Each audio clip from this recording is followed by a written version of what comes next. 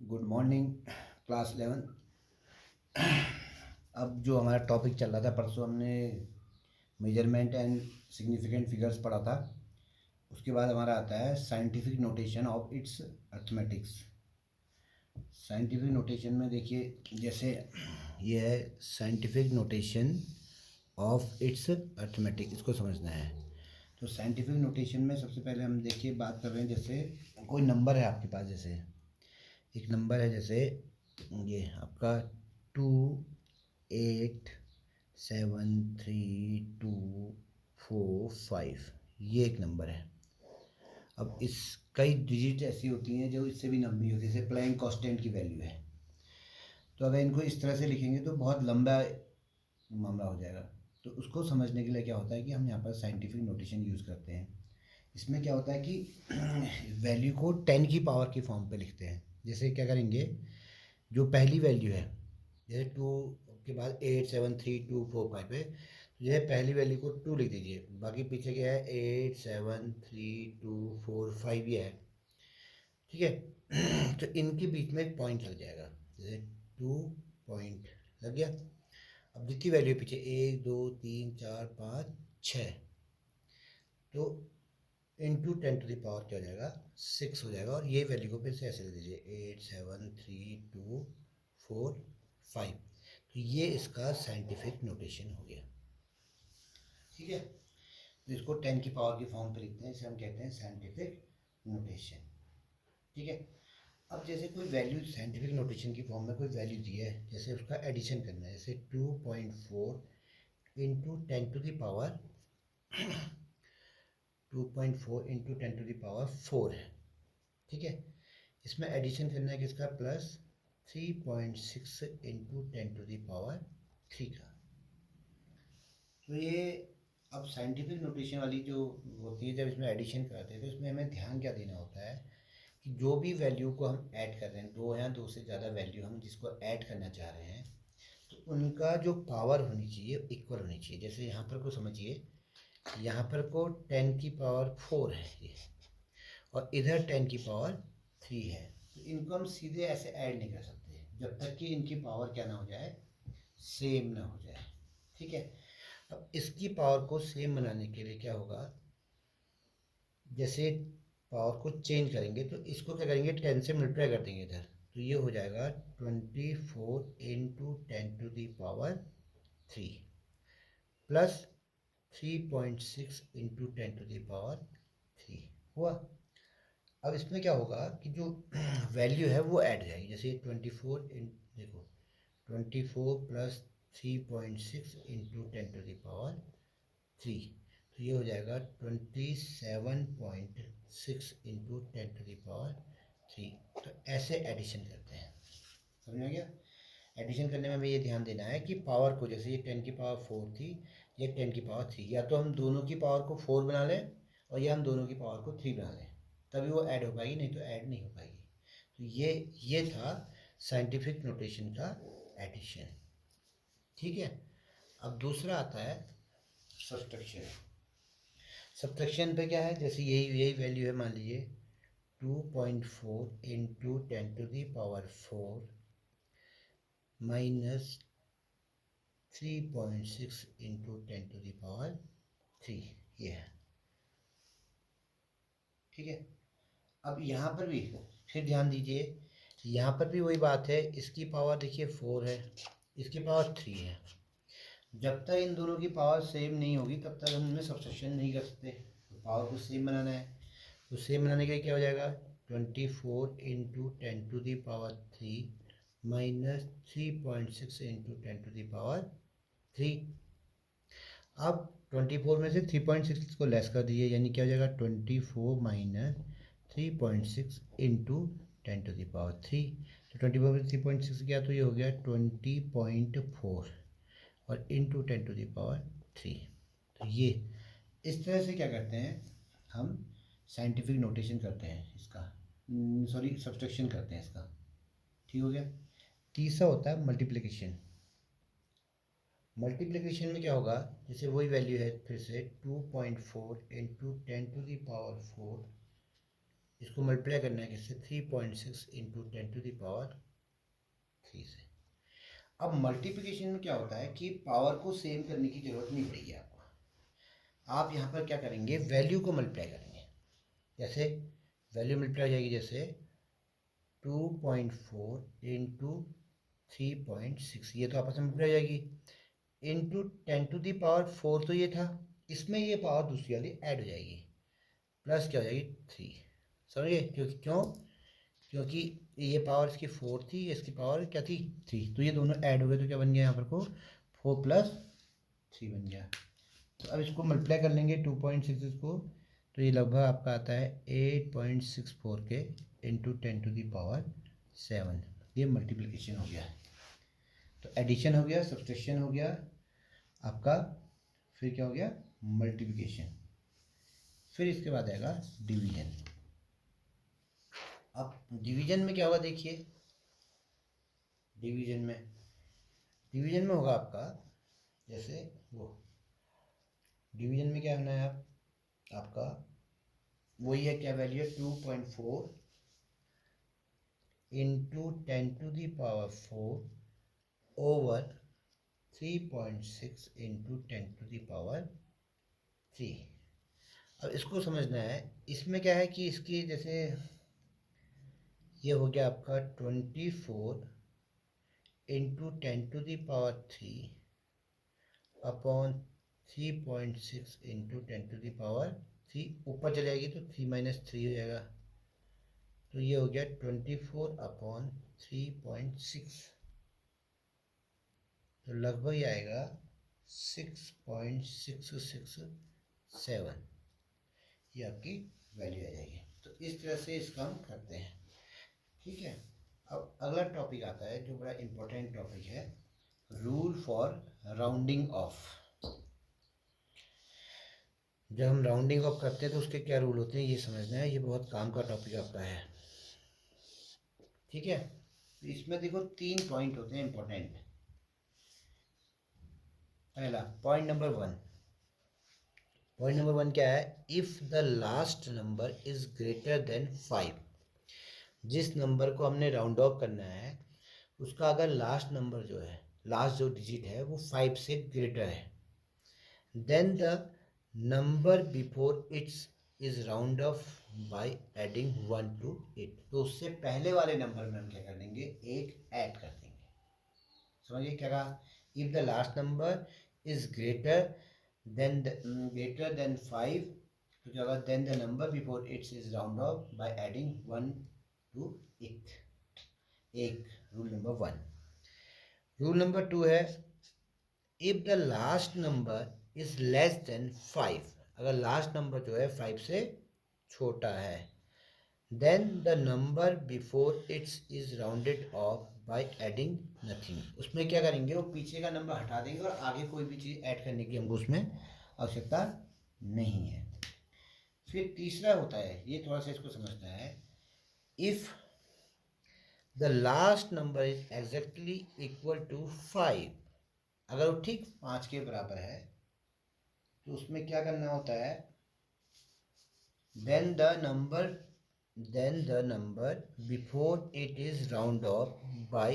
अब इसमें ये देखना होता है कि आगे का नंबर ऑड है या इवन है। देखिए समझ रहे हैं, अगर उससे आगे नंबर क्या है, adding 1 if it is odd, अगर आगे का नंबर ऑड है तो उसमें 1 ऐड कर देंगे, and nothing if it is even, अगर आगे का नंबर इवन है तो उसमें कोई भी चीज़ ऐड नहीं करेंगे। तो ये राउंड ऑफ के रूल हैं, 3 रूल। इन राउंड ऑफ के रूल लग के ही आपका फिर आगे इसको आपने समझना है कि कैसे इसको होता है करके, ठीक है। तो ये 3 रूल बहुत ज़रूरी हैं, इसी से सारा काम चलता है। देखिए अब एक एग्जांपल है, उससे फिर आपको सब समझ में आ जाएगा। देखिए देखो वो एग्जांपल क्या है, देखिए जैसे एक वैल्यू है 3346448, ये एक वैल्यू है आपको दी हुई। अब सबसे पहले तो लिखा है कि स्टेप 1 हम क्या करेंगे, right it is scientific notation, इसका साइंटिफिक नोटेशन लिख लेंगे। अब साइंटिफिक नोटेशन अभी बताया था क्या करना है। जैसे वैल्यू है 1 2 3 4 5 6 वैल्यू है इसमें ना। क्या है वैल्यू कितनी है 6।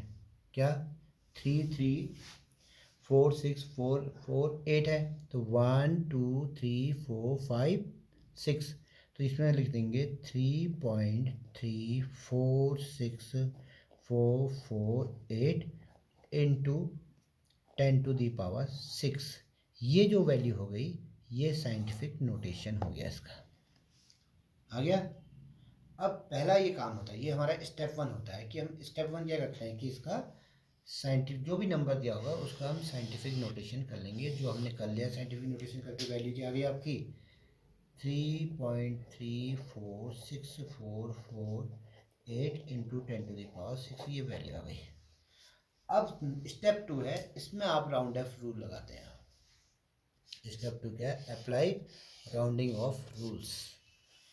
अब राउंडिंग ऑफ रूल्स में आपको समझना है, ध्यान से देखेंगे। देखिए क्या वैल्यू थी, वैल्यू थी हमारी क्या आई थी ऊपर वैल्यू वैल्यू हमारी आई थी 3.346448 इंटू 10⁶। अब जो इसमें जो एक करंट वैल्यू है, देखो ये लिखा है ना ऊपर से करंट नंबर। तो जो करंट नंबर है इसमें जो लास्ट डिजिट है वो 8 है। तो आपको पता है कि 8 नंबर जो होता है वो ग्रेटर देन 5। अब यहाँ पर पहला रूल आ गया, देखिए ये क्या फर्स्ट रूल था, if the last number is greater than 5।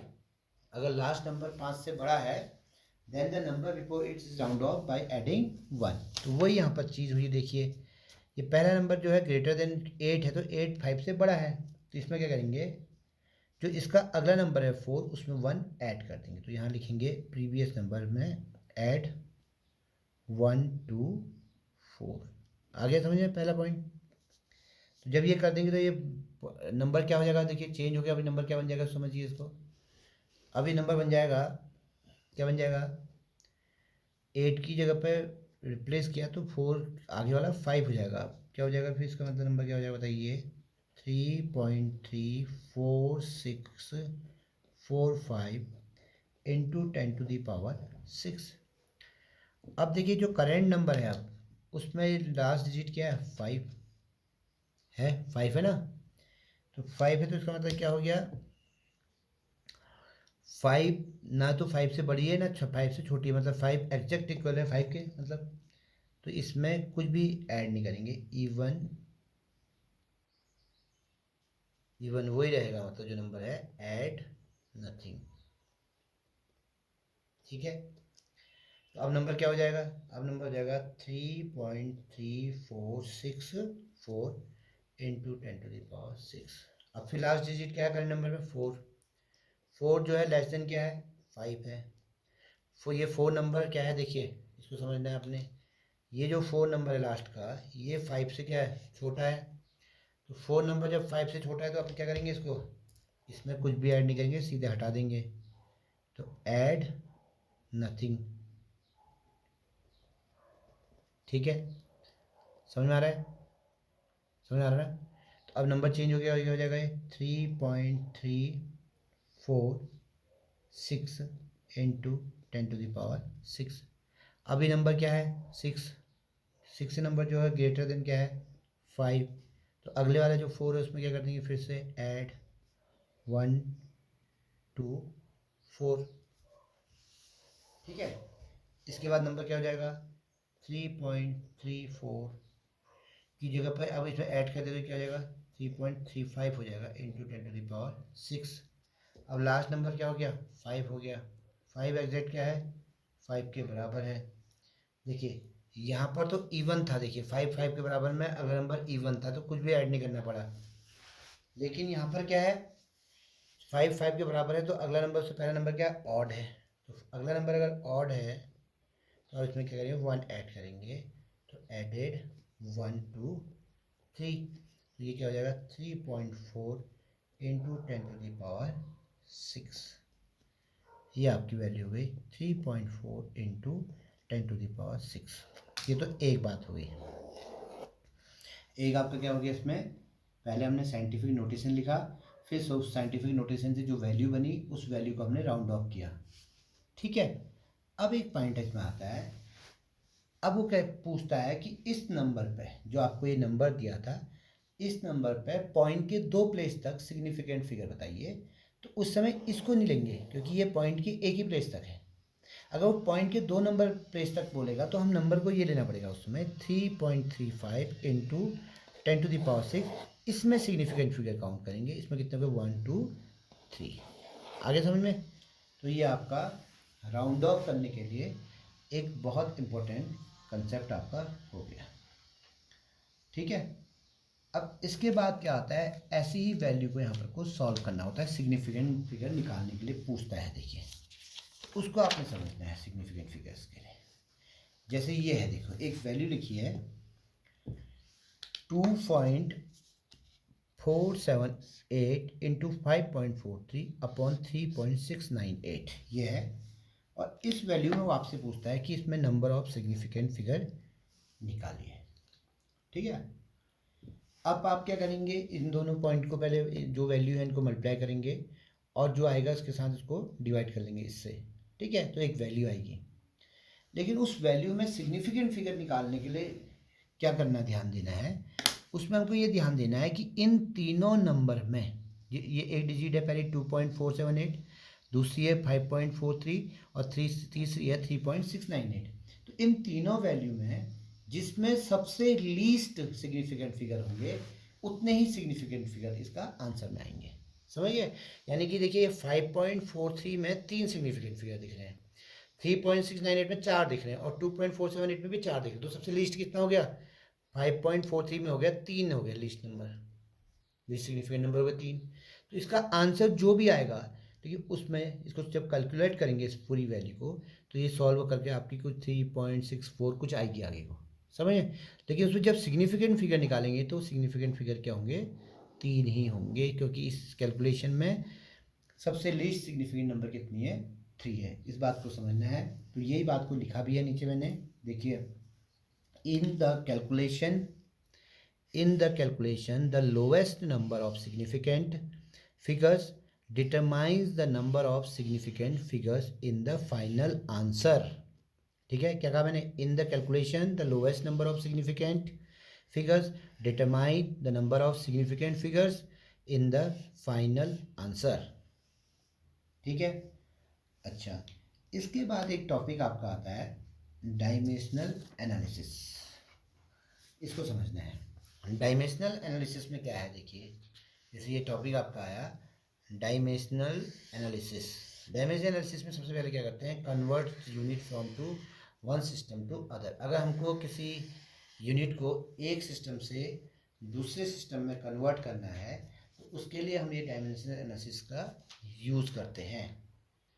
तो इसमें क्या होता है, सबसे पहले देखिए एक मेथड यूज़ होती है, उस मेथड को हम कहते हैं फैक्टर मेथड। क्या कहते हैं, FACTOR, फैक्टर लेवल मेथड। ये हुई फैक्टर लेवल मेथड। इसी का दूसरा नाम बोलते हैं, इसी को दूसरे फैक्टर लेवल मेथड को ही दूसरी तरह से बोलते हैं, और क्या बोलते हैं, unit method, unit factor method. और इस यूनिट फैक्टर मेथड को ही बोलते हैं डायमेंशनल एनालिसिस। तो आप इसको डायमेंशनल एनालिसिस बोलो, या इसको यूनिट फैक्टर मेथड बोलो, और या इसको फैक्टर लेवल मेथड बोलो, ये सब एक ही चीज़ है। ठीक है, इसको हम एक दो एग्जांपल से समझते हैं कि इसमें कैसे करते हैं करके। देखिए जैसे एक क्वेश्चन लिखा हुआ है मैंने यहाँ पर, इसको पढ़िए आराम से आप। इसमें लिखा है एग्जाम्पल नंबर 1, ये आपका एग्जाम्पल नंबर 1 है कि अ पीस ऑफ मेटल, ये a piece of metal is 3 inch, represent by IN, inch को IN से रिप्रेजेंट करेंगे। तो कहता है a piece of metal is 3 inch long, what is its length in centimetre. यानी कि एक मेटल पीस है, उस मेटल पीस की 3 इंच लेंथ है, उसको आपने सेंटीमीटर में कन्वर्ट करना है, ये यूनिटरी मेथड से। ठीक है, तो इसमें क्या होता है, सबसे पहले आपको इंच और सेंटीमीटर का रिलेशन देखना है। तो 1 इन यानी कि 1 इंच इक्वल्स टू होता है 2.54 सेंटीमीटर। ठीक है, अब यहाँ पर इक्विवेलेंस इक्वेशन को यूज करते हैं। किसको? इक्विवेलेंस। इक्विवेलेंस मतलब क्या मतलब है? जैसे आपने देखा कि 1 इंच इक्वल्स टू 2.54 सेंटीमीटर है। अब ये 2.54 सेंटीमीटर को इस ओर ले आएंगे, इस ओर ले आएंगे इसको, तो ये क्या हो जाएगा? 1 इंच अपॉन 2.54 सेंटीमीटर। बचेगा क्या इस ओर? 1 इक्वल्स टू 1। इसी चीज़ को आप उल्टा भी कर सकते थे कोई, ये 1 इंच को इस ओर भी ले जा सकते थे आप। अगर 1 इंच को इस ओर ले जाते तो ये हो जाता है 2.54 सेंटीमीटर अपॉन 1 इंच। तो ये जो दो वैल्यू बनी, ये वाली और ये वाली वैल्यू, इसे ही हम बोलते हैं यूनिट फैक्टर। क्या बोलते हैं? Unit factor. ये है आपका यूनिट फैक्टर। अब आपने देखा था 3 इंच था ये 3 इंच को कन्वर्ट करना था सेंटीमीटर में, था ना? क्या करना था? ये इस 3 इंच को कन्वर्ट करना था किसमें? सेंटीमीटर में।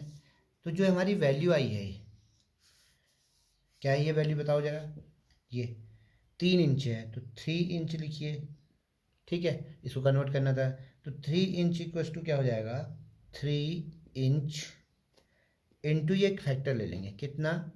2.54 सेंटीमीटर अपॉन 1 इंच।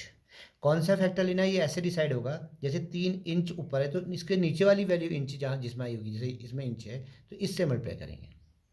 समझ गए? तो अब इसको सॉल्व करके वैल्यू आएगी, इंच से इंच कैंसिल हो गया तो ये आ गया 3 इंटू 2.54 बराबर 7.62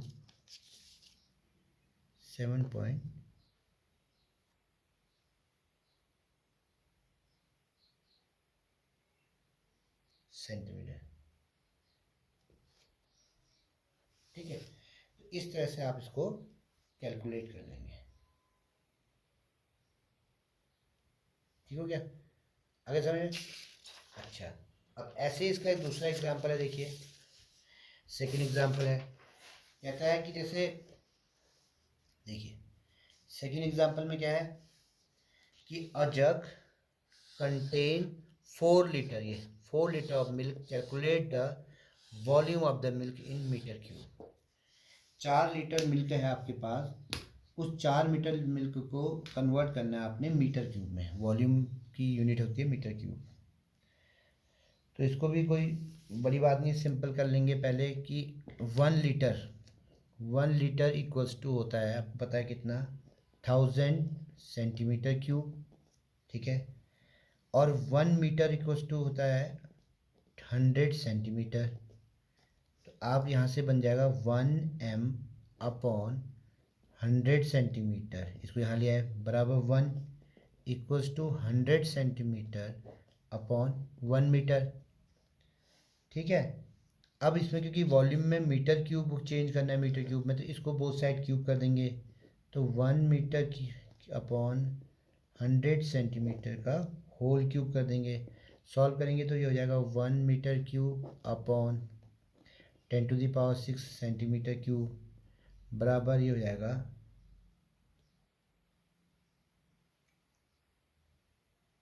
1 का क्यूब 1। ठीक है, अब इसको कैसे कन्वर्ट करेंगे? देखिए कि 4 लीटर को चेंज करना था आपने, कितने लीटर को? 4 लीटर को कन्वर्ट करना था। 4 लीटर, 1 लीटर में कितने सेंटीमीटर क्यूब दिए थे? 1000 सेंटीमीटर क्यूब। तो ये 4 इंटू 1000 सेंटीमीटर क्यूब हो गए।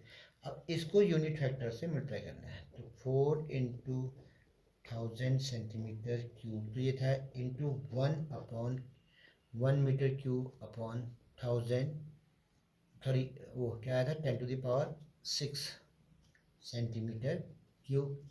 इसको सॉल्व करेंगे तो ये हो जाएगा 4 इंटू, ये 1000 को लिखेंगे 10⁻³ और ये 10⁻6 से ऊपर जाके 10⁻⁻6 हो जाएगा। तो ये हो जाएगा 4 इंटू 10⁻⁻3, इतना क्या? Metre cube. आगे समझ में? तीसरा तरीका देखो, एक ऐसे ही कहता हाउ मैनी सेकेंड्स। तीसरा वो कहता है कि how many seconds are there in 2 days। ठीक है, तो ये क्वेश्चन है हमारा कि भैया how many seconds are there in 2 days। तो इसको भी ऐसे ही करेंगे। देखिए आपको पता है कि 1 डे, एक डे में कितने आवर होते हैं, आपको पता है 24 आवर्स होते हैं। तो इसे करेंगे 1 day upon 24 hours equals to 1, या इसको उल्टा भी लिख सकते हैं 24 आवर्स अपॉन 1 डे। ये फैक्टर हो गया, यूनिट फैक्टर ये। ठीक है, ये आपके यूनिट फैक्टर आ गए। अब जो ये यूनिट फैक्टर आया इससे क्या करेंगे, 1 आवर इक्वल्स टू 60 मिनट होता है दोबारा से, आपको पता है। तो वही हो जाएगा 1 hour upon 60 minute equals to 1 equals to 60 minute upon 1 hour. अब ऐसे ही सेकंड के लिए भी कर लेंगे, तो चेंज करेंगे तो 2 डे को कन्वर्ट करना है। तो 2 डे हो गया इनटू, इसको डे किस में नीचे है उसको देखिए, ये वाले को 24 आवर्स अपॉन 1 डे। अब फिर किसको करना है जिसमें 60 मिनट, आवर नीचे है जिसमें 60 मिनट अपॉन 1 आवर, और इसको सेकंड में करेंगे तो 60 सेकंड अपॉन 1 मिनट। अब इसको सॉल्व करेंगे तो ये सॉल्व करके हो जाएगा 2 इंटू 24 इंटू 60 इंटू 60।